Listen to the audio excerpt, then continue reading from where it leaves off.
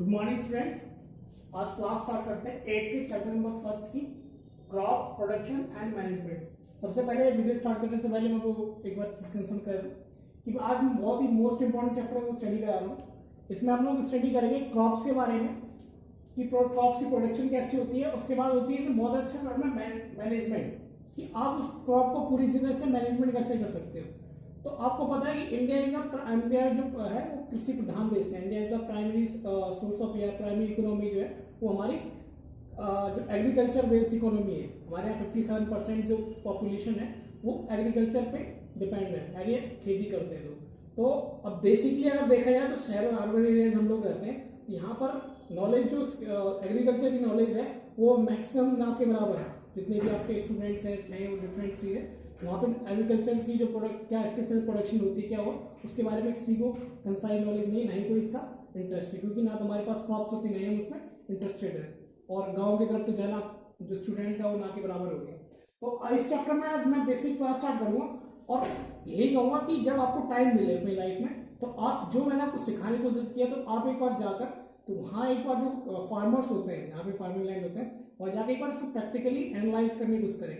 Farming resources है बहुत बड़ा पूरी यूनिवर्स के अंदर में, और एटलीस्ट हर स्टूडेंट को फार्मिंग से अवेयर होना चाहिए किस तरह फार्मर्स हमारे लिए वर्क करते हैं और फार्मिंग कैसे की जाती है। ठीक है, तो क्लास स्टार्ट करते हैं। क्लास है एग्रीकल्चर प्रैक्टिसेस है। अब देखिए लाइफ का जो इन्वेंशन हुआ उसमें जो लाइफ इन्वेंशन हम लोग पहले रिसोर्स किस पे डिपेंड करते थे, एनिमल्स को डिपेंड करते थे।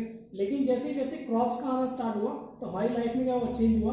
हम लोगों ने ऐसा एरिया चूज किया रहने के लिए जहाँ पे क्या होता है रिवर्स पास होती थी, और जो मतलब क्रॉपिंग एरियाज थे उनको हम लोग डेवलप करना स्टार्ट किया।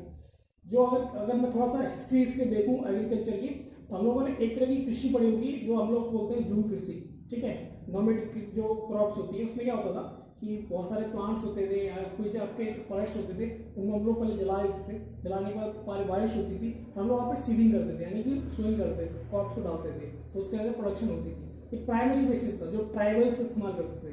लेकिन उसके बाद में प्लाउ का इन्वेंशन हुआ, आयरन के बाद प्लाउ का इन्वेंशन हुआ, फिर हम लोगों ने एक पर्टिकुलर यानी सिक्योर मैनर से क्या हुआ खेती को करना स्टार्ट किया। तो हम लोग स्टार्ट करते हैं सबसे पहले agriculture practice. When the plant of same kind same kind are cultivated at one place on a large scale is a called a crop।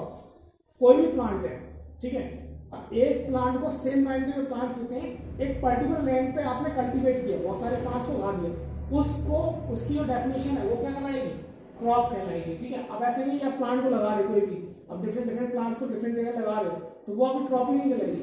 आपने क्या करना है, सिंपल डेफिनेशन, एक प्लांट्स को आप एक पर्टिकुलर लैंड के ऊपर में कल्टीवेट कर रहे हो, उसके बहुत सारे प्लांट्स लगा रहे हो तो वो क्या कहलाएगा, क्रॉप कहलाएगा, क्रॉप कहलाना स्टार्ट करेगा। अब क्रॉप की जो डेफिनेशन इंडिया के में दो तरह के हमारे पास क्रॉप्स होती है बेसिक। जो क्रॉप्स का मतलब है जो तरह जो मैक्सिमम जो खेती होती है, मैक्सिमम जो फार्मिंग होती है वो दो तरह की होती है। एक होती है खरीफ क्रॉप, दूसरा होता है रबी क्रॉप। खरीफ क्रॉप में KHRAFIF आएगा और रबी में RBI, B फॉर बॉल वाला 50 वाला भी नहीं आएगा इसमें। अब इसको मैं समझाता हूं ध्यान से। पहले सबसे पहले पैडी मतलब धान की खेती जिससे आपको चावल प्राप्त होता है। दूसरा मेज माने मक्का वाली खेती। ठीक है, अब ये कहाँ होती है, रेनी सीजन में। अब रेनी सीजन स्टार्ट होता है जून से लेकर अगस्त तक में, ठीक है, अगस्त सितंबर में। तो जून से लेकर सितंबर तक का जो ड्यूरेशन है इसमें जो क्रॉप लगाते हैं वो कौन सी होती है, खरीफ होती है। क्या, खरीफ। अब याद करने का तरीका कैसे लोगों, खरीफ जो फसल है वो अब उसमें क्या हो रहा है, रेनी सीजन में पानी आ रहा है। ठीक है, तो आपको वो याद रखना कि जहां पर रेनी सीजन होता है उस जगह पे या उस जगह पे क्या होगा, रेनी सीजन में सूरज तो निकलता नहीं है, तो जब सूरज नहीं निकलेगा तो उस सीजन के अंदर में जो क्रॉप्स होगी वो क्या होती है, आपकी खरीफ क्रॉप्स होती है। अब दूसरा आपका सीजन है रबी क्रॉप्स। तो रबी क्रॉप्स का मतलब हुआ इसमें हम लोग वीट और ग्राम को क्रॉपिंग करते हैं, यानी कल्टीवेशन करते हैं हम लोग इसका, वीट का और ग्राम का। अब ये सीजन क्या होता है, विंटर सीजन। तो इसको रबी नाम क्यों दिया गया इंडिया के अंदर में, रबी रीजन क्या है कि जो विंटर्स होते हैं, विंटर सीजन में क्या होता है आपका सूरज होता है कम निकलता है, इसकी जो हीटिंग होती है बहुत कम होती है। तो जब गेहूं को लगाया जाता है इस टाइम पे टेम्परेचर क्या होती है, मॉडरेट टेम्परेचर, हमें कम टेम्परेचर की रिक्वायरमेंट होती है। लेकिन अगर इसी फसल को हम लोग मार्च में, अप्रैल में, जून में लगाएंगे तो ये सब कल्टीवेशन नहीं हो पाएगा।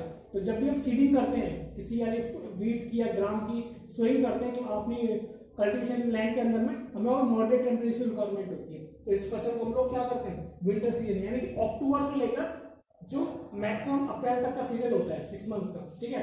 अक्टूबर नवंबर में हम लोग क्या करते हैं, कल्टीवेशन करते हैं लैंड का। नवंबर से हम लोग उसमें सोइंग करना स्टार्ट करते हैं। उसके बाद वो ईल्ड बड़ी होती है, धीरे धीरे क्रॉप्स बड़े होते हैं, उसमें सीड होता है, सीड के बाद वो फ्रूट में कन्वर्ट होता है। उससे हम लोग क्या करते हैं, वीट को कट करते हैं और मैक्सिमम अप्रैल तक, मई फर्स्ट वीक तक हम लोग इस फसल को काट लेते हैं। उसके बाद लैंड को फ्री छोड़ देते हैं। फिर क्या होता है, रेनी सीजन आता है, उसके बाद हम खरीफ फसल करते हैं।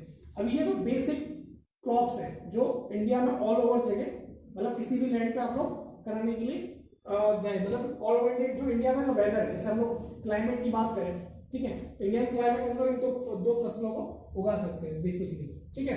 तो अब इसके अलावा क्या होता है, कमर्शियल जो